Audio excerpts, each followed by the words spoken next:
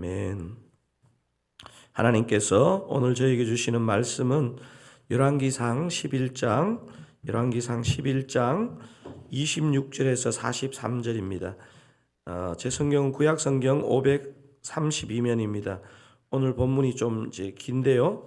그래도 본문이 가장 좋은 묵상의 재료이기 때문에 열왕기상 11장 다 찾으시면 제가 26절, 여러분이 27절 그렇게 교독하도록 하겠습니다. 제가 26절 읽겠습니다. 솔로몬의 신하 느밧의 아들 여로보암이 또한 손을 들어 왕을 대적하였으니 그는 에브라임 족속인 스레다 사람이요 그의 어머니의 이름은 스루아이니 과부더라. 그가 손을 들어 왕을 대적하는 까닭은 이러하니라. 솔로몬이 밀로를 건축하고 그의 아버지 다윗의 성읍이 무너진 것을 수축하였는데 이 사람 여로보암은 큰 용사라. 솔로몬이 이 청년의 부지런함을 보고 세워 요셉 족속의 일을 감독하게 하였더니 그 즈음에 여로보암이 예루살렘에서 나갈 때에 실로 사람 선지자 아히야가 길에서 그를 만나니 아히야가 새 의복을 입었고 그 두 사람만 들에 있었더라. 아히야가 자기가 입은 새 옷을 잡아 12조각으로 찢고 여로보암에게 이르되 너는 10조각을 가지라. 이스라엘의 하나님 여호와의 말씀이 내가 이 나라를 솔로몬의 손에서 찢어 빼앗아 10지파를 내게 주고 오직 내 종 다윗을 위하고 이스라엘 모든 지파 중에서 택한 성읍 예루살렘을 위하여 한 지파를 솔로몬에게 주리니 이는 그들이 나를 버리고 시돈 사람의 여신 아스타롯과 모압의 신 그모스와 암몬 자손의 신 밀곰을 경배하며 그의 아버지 다윗이 행한 같이 아니하여 내 길로 행하지 아니하며 나 보기에 정직한 일과 내 법도와 내 율례를 행하지 아니함이니라. 그러나 내가 택한 내 종 다윗이 내 명령과 내 법도를 지켰으므로 내가 그를 위하여 솔로몬의 생전에는 온 나라를 그의 손에서 빼앗지 아니하고 주관하게 하려니와 내가 그의 아들의 손에서 나라를 빼앗아 그 10지파를 내게 줄 것이요 그의 아들에게는 내가 한 지파를 주어서 내가 거기에 내 이름을 두고자 하여 택한 성읍 예루살렘에서 내 종 다윗이 항상 내 앞에 등불을 가지고 있게 하리라. 내가 너를 취하리니 너는 내 마음에 원하는 대로 다스려 이스라엘 위에 왕이 되되 내가 만일 내가 명령한 모든 일에 순종하고 내 길로 행하며 내 눈에 합당한 일을 하며 내 종 다윗이 행한 같이 내 율례와 명령을 지키면 내가 너와 함께 있어 내가 다윗을 위하여 세운 것 같이 너를 위하여 견고한 집을 세우고 이스라엘을 내게 주리라. 내가 이로 말미암아 다윗의 자손을 괴롭게 할 것이나 영원히 하지는 아니하리라 하셨느니라 한지라.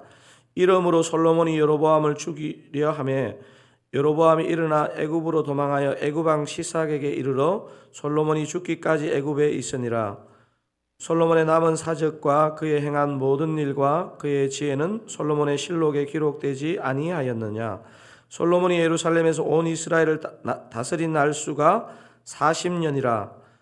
솔로몬이 그의 조상들과 함께 잠에 그의 아버지 다윗의 성읍에 장사되고 그의 아들 르호보암이 대신하여 왕이 되니라. 아멘. 읽으신 본문을 가지고 순전한 믿음이란 제목으로 은혜를 나누려고 합니다. 오늘 본문은 솔로몬의 대적들을 언급하고 있습니다. 오늘 본문 앞에는 솔로몬의 대적으로 유다의 남쪽에 위치한 에돔의 하닷이라는 왕이 나오고 유다 북쪽에 위치한 수리아의 왕 르손이 나오기도 합니다. 오늘 읽은 본문에서는 누가 솔로몬의 대적이 되는지 26절을 또 한번 읽어보도록 하겠습니다. 26절입니다. 솔로몬의 신하 느밧의 아들 여로보암이 또한 손을 들어 왕을 대적하였으니 그는 에브라임 족속인 스레다 사람이요 그의 어머니의 이름은 스루아이니 과부더라. 솔로몬의 신하인 여로보암이 또 솔로몬을 대적하는 것으로 얘기하고 있습니다. 솔로몬의 대적들에 대한 묘사에서 여러분은 어떤 것을 조금 발견하셨습니까? 쭉 기록들을 보면 유다의 남쪽에 위치한 에돔이 대적을 했죠. 그리고 유다 북쪽에 위치한 수리아가 대적했죠. 심지어 자신의 나라 안에서 자신의 신하도 대적하는 상황이 지금 소개되고 있습니다. 자신의 외부에서도 자신의 내부에서도 솔로몬을 공격하고 있다는 소리입니다. 먼 나라에서도 찾아와 조공을 들고 찾아와서 솔로몬을 이렇게 찾아오는 때가 있었는데 지금 외부에서도 내부에서도 솔로몬 왕을 공격하고 있는 이 내용이 소개되고 있습니다. 내막을 들여다보면 더 기가 막히는 상황입니다. 사실 에돔의 하닷은 인간적으로도 보아도 역사적으로 인간적으로 보아도 솔로몬에게 분노와 적개심을 품는 게 어느 정도 이해가 됩니다. 왜냐하면 열왕기상 11장 15절에서 17절을 제가 한번 읽어보겠습니다. 전에 다윗이 에돔에 있을 때 군대 지휘관 요압이 가서 죽임을 당한 자들을 장사하고 에돔의 남자를 다 쳐서 죽였는데 요압은 에돔의 남자를 다 없애기까지 이스라엘 무리와 함께 6달 동안 그곳에 머물렀더라. 그때 하닷은 작은 아이라 그의 아버지 신하 중 에돔 사람 몇몇과 함께 도망하여 애굽으로 가려 하여. 솔로몬의 아버지 다윗의 시대에 군 지휘관 요압이 에돔 사람들을 죽였고 그때 하닷은 피신해서 애굽으로 망명 갔다는 얘기를 하고 있죠. 그러니까 그의 동족을 죽인 왕의 아들인 솔로몬을 대적하는 것이 인간적으로 이해가 되는 부분이 있습니다. 그러나 어제 본문의 르손과 어제 본문에 주일 본문에 나오는 그 르손과 더구나 오늘 본문의 여로보암은 인간적으로 보면 솔로몬을 대적할 자가 아니고 인간적으로 보면 솔로몬에게 은혜를 갚아도 부족한 자입니다. 솔로몬의 아버지 다윗은 르손의 정족인 하다데셀과 소바 사람을 죽인 사람입니다. 그러니까 르손은 다윗의 아들 솔로몬에게 그 생명의 빚을 갚아야 할 자입니다. 더구나 오늘 본문에 소개되는 여로보암은 어떤 사람입니까? 읽은 26절에 보니까 솔로몬의 신하라고 표현되어 있습니다. 또 그를 어떻게 묘사하는지 제가 26절 읽을 때 여러분은 큰 글씨만 한번 읽어보시면 좋겠습니다. 솔로몬의 신하 느밧의 아들 여로보암이 또한 손을 들어 왕을 대적하였으니 그는 에브라임 족속인 스레다 사람이요. 여러분 같이 읽을까요? 그의 어머니의 이름은 스루아이니 과부더라. 여러분 그래도 구약 성경인지 좀 아시니까 이 시대의 과부는 어떤 상황인지 아시지 않습니까?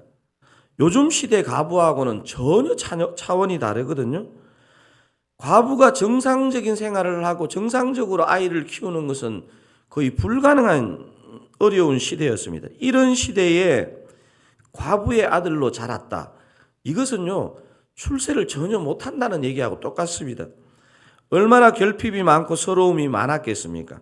이런 자를 솔로몬이 어떻게 대우했다고 본문이 묘사하고 있냐면 28절 같이 한번 읽어볼까요? 28절.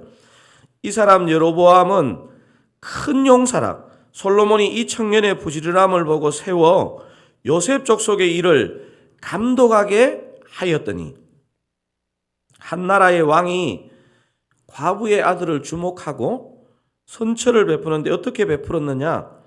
요셉 족속의 일을 감독하게 하는 일을 맡겼다는 것입니다. 엄청난 은혜 아닙니까?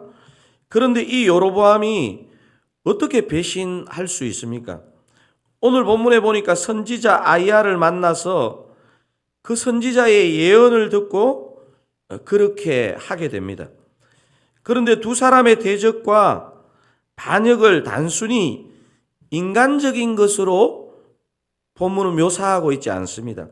먼저 23절 상반절을 한번 읽어보겠습니다. 23절 상반절. 하나님이 또 엘리야다의 아들 르손을 일으켜 솔로몬의 대적자가 되게 하시니. 거기까지 읽겠습니다.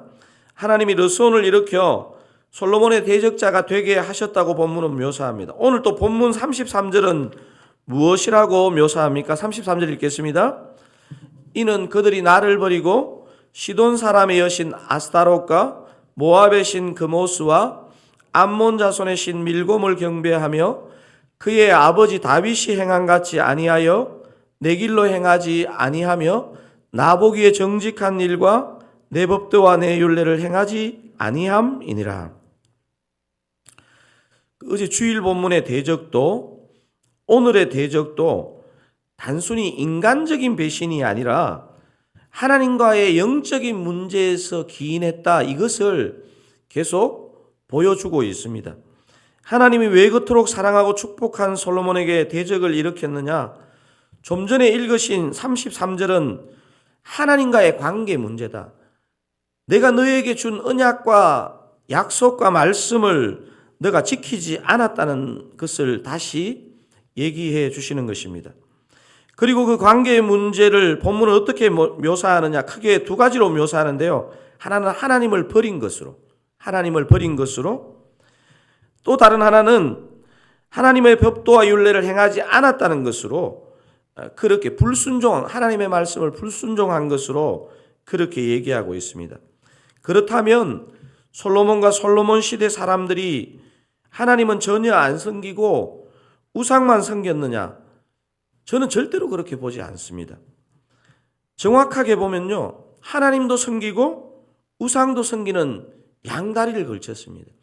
제가 볼 때 이스라엘 역사에서 있잖아요, 하나님을 전혀 안 섬긴 때는 없습니다. 항상 하나님과 뭐를 섞어서 섬겼던 것이 문제였습니다. 그래서 우상 숭배는 우상만 숭배하는 것도 해당되지만 그건 보통 하나님 믿지 않는 백성에게 해당됩니다.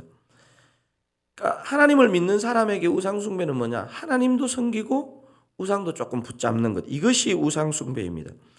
그래서 믿음은 사실은 순전한 믿음이 되어야 됩니다. 70%의 믿음, 90%의 믿음 이렇게 안 되고요. 100% 하나님을 믿는 믿음이 중요합니다. 우리 시대의 순전한 믿음, 100% 하나님을 믿는 믿음이 무엇을 말하겠습니까?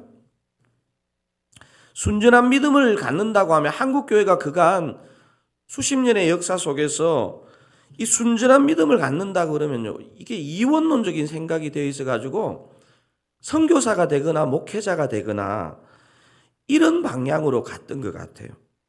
근데 이 순전한 믿음은, 성경에서 말하는 순전한 믿음은요, 직업을 말하거나 어떤 은혜를 받아서 어떤 일을 하는 것을 얘기하는 것이 아닙니다. 저희 대학부 시절 은사 목사님께서 연세대를 다닐 때 얘기인데요. 어느 비 오는 날 우산이 없어서 이렇게 막 걸어가는데 어느 외국인 한 사람이 와서 우산을 씌워주더래요. 그래서 제 은사 목사님께서 그 대학교 아마 3학년인가 4학년 시절에 그 외국인에게 당신은 현재 무엇을 하고 있냐 이렇게 물으니까 연세대 의학당에서 한국어를 배우고 있다는 거예요. 그래서 너가 왜 한국어를 배우냐 그렇게 물으니까 그 외국인이 1980년 당시 그 예수원의 원장이었던 대천덕 목사님을 돕기 위해서 한국에 와서 자기가 한국어가 부족해서 한국어를 배우고 있다 이렇게 얘기하더래요. 근데 제 은사님께서 이 사람과 대화를 하면서 그 마음의 충격을 받았습니다. 너의 직업이 근데 뭐냐 이렇게 물으니까 이 외국인이 영어로 I am 100% Christian 이렇게 얘기하더래요. 그래서 사실 그런 한국 사람이 그런 얘기를 듣는 게 참 신실했던 우리 그 은사 목사님이었지만 자기가 의사인데 나중에 의사인 걸 알게 됐는데 100% 크리스찬이라고 그러는데 그 참 처음에 너무 낯설더래요. 그 표현이. 100% 크리스찬이다. 너의 직업이 뭐냐 물었는데 저와 여러분은 직업이 다를 수 있습니다. 하지만 저와 여러분은 직업이 무엇이든지 관계없이 바로 영적으로 이 대답이 나와야 됩니다. 100% 크리스찬, 순전한 믿음의 사람이다. 이 고백이 나와야 될 줄로 믿습니다. 그래서 오늘 본문의 핵심 메시지는 우리는 이 땅에서 무슨 일을 하든지 관계없이 100% 크리스찬, 순전한 믿음의 사람으로 살아야 한다는 것을 솔로몬의 생애를 마감하면서 이 열왕기 기자가 저희들에게 말씀해 주고 있습니다.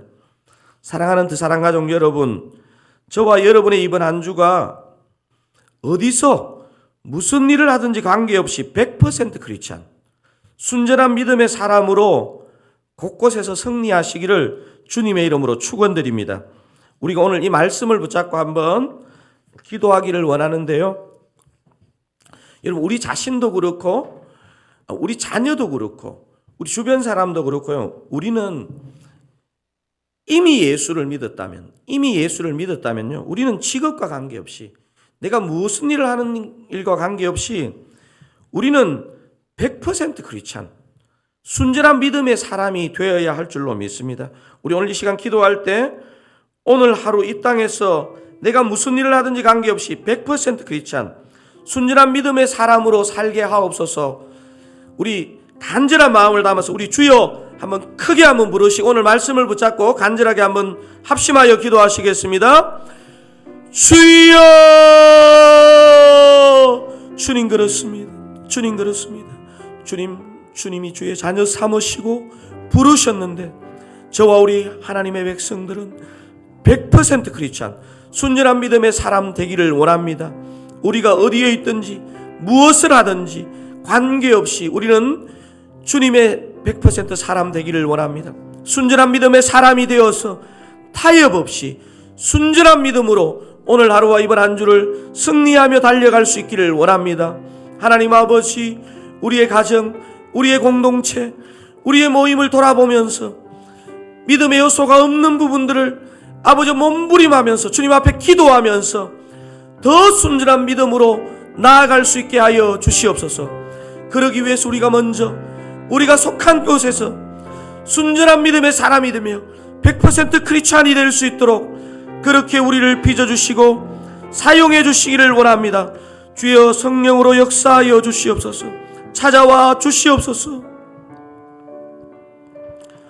우리 개인 기도 하시기 전에 세 가지 기도 제목 가지고 좀 합심하여 기도하시고 개인 기도 제목 기도하시고 오늘 하루 승리하시기 바랍니다. 10월 한 달, 또 이번 한 주, 오늘 하루 순전한 믿음의 사람이 되기 위해서 버려야 할 것들을 과감하게 버리고 회복해야 할 것들을 용기 있게 회복하는 은혜가 있게 하옵소서.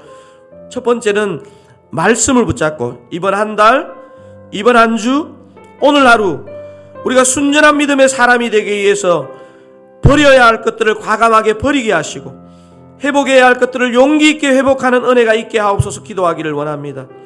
두 번째, 암 환우를 포함하여 몸과 마음이 아프고 지쳐있는 우리 환우들에게 주님 찾아가사 회복과 용기와 치유와 은총을 허락하옵소서. 우리 기도하기를 원합니다. 환우들을 위해서. 마지막 세 번째, 드사랑교회 다음 세대 사역 가운데 참된 부흥의 역사를 허락하옵소서. 여러분, 우리 1세대가 은혜 받는 것도 쉽지 않은 시대지만요, 다음 세대가 진짜 하나님 앞에 나오는 것이 어려운 시대가 되었습니다. 우리 오늘 말씀을 붙잡고 이번 한 달, 이번 한 주, 오늘 하루를 위해서 환우들을 위해서 다음 세대, 우리 드사랑교회 다음 세대 가운데 예배마다 모임마다 우리 주의 성령께서 역사하셔서 참된 부흥이 무엇인지 드사랑교회 다음 세대를 통해 보게 하옵소서. 우리 이 시간 주의 은혜를 주옵소서. 크게 한번 부르짖고 합심하여 기도하시다가 또 개인 기도 제목 가지고 기도하시고 돌아가시기 바랍니다. 주여 은혜를 주옵소서. 주님 은혜를 주시옵소서. 주님 은혜를 주시옵소서. 10월 한 달, 또 이번 한 주, 오늘 하루 우리 자신이 우리가 속한 곳에서 순전한 믿음의 사람이 되기를 원합니다. 순전한 믿음의 사람 되기 위해서 버려야 할 것들을 과감하게 버리고 회복해야 할 것들을 용기 있게 회복하는 은혜가 있기를 원합니다. 결단이 있기를 원합니다. 지혜와 용기가 있기를 원합니다. 하나님 아버지와 환우들을 위해서 기도합니다. 암 환우들, 하나님 아버지 또한 육적으로 또 정신적으로 어려운 환우들, 하나님 아버지 이곳저곳에 삶이 막혀서 아버지 곤고함 가운데 있는 지체들, 하나님 아버지요 소망과 용기를 주시고 치유와 회복을 허락하셔서 아버지요 정말 주님 붙잡고 나아갈 수 있기를 원합니다. 주님이 먼저 행해 주셔서 믿는 것이 아니고 주님을 믿을 때에, 주님을 붙잡을 때에 주님 역사가 일어나게 하여 주시옵소서. 하나님 아버지 주님의 이름으로 드사랑교회 다음 세대와 영혼들을 축복합니다. 주님, 예배 가운데 참된 은혜의 역사가 있게 하여 주시옵소서. 우리 교육자들과 아버지 선생님들과 리더들에게 꿈을 회복시켜 주시고 믿음을 회복시켜 주시고 소망과 용기를 주시기를 원합니다. 주의 성령으로 역사하여 주시옵소서. 하나님 아버지, 오늘 우리가 기도할 때 주님, 우리를 받아 주시옵소서. 간구와 중보의 문을 활짝 열어 주시옵소서. 하늘 문을 열어 주시고 우리에게 찾아와 주시옵소서. 주님, 불쌍히 여겨 주시옵소서. 주님, 불쌍히 여겨 주시옵소서. 아버지, 은혜의 문을 열어 주시옵소서. 간구의 문을 열어 주시옵소서. 아버지, 함께하여 주시옵소서. 아버지, 함께하여 주시옵소서.